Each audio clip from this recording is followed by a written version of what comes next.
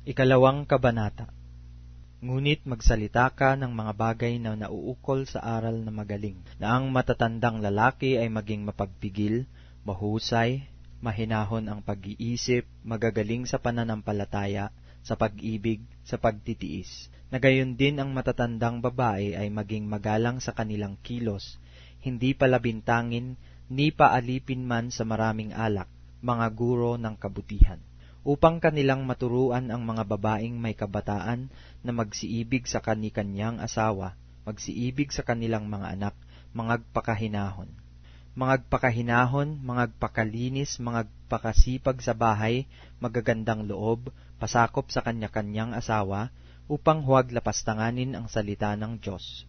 Iaral mo rin naman sa mga bagong tao na sila'y mangagpakahinahon ng pag-iisip. Sa lahat ng mga bagay ay magpakilala kang ikaw ay isang uliran sa mabubuting gawa, at sa iyong aral ay pakilala mo ang walang kamalian ang kahusayan. Pangungusap na magaling na di mahahatulan, upang sila na nasa kabilang panig ay mahiya, nang walang anumang masamang masabi tungkol sa atin.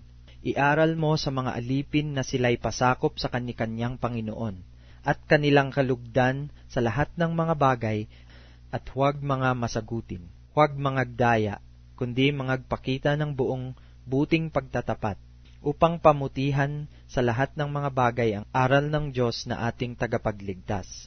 Sapagkat napakita ang biyaya ng Diyos na may dalang kaligtasan sa lahat ng mga tao, na nagtuturo sa atin upang pagtanggi natin sa kalikuan at sa mga kahalayan ng sanglibutan, ay marapat mabuhay tayong may pagpipigil at matuwid, at banal sa panahong kasalukuyan ng sanglibutang ito.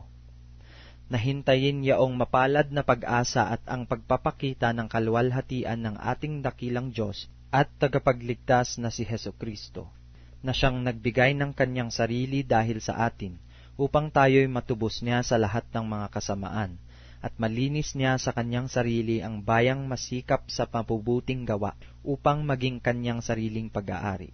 Ang mga bagay na ito ay iyong salitain at iaral at isaway ng buong kapangyarihan. Sino man ay huwag humamak sa iyo.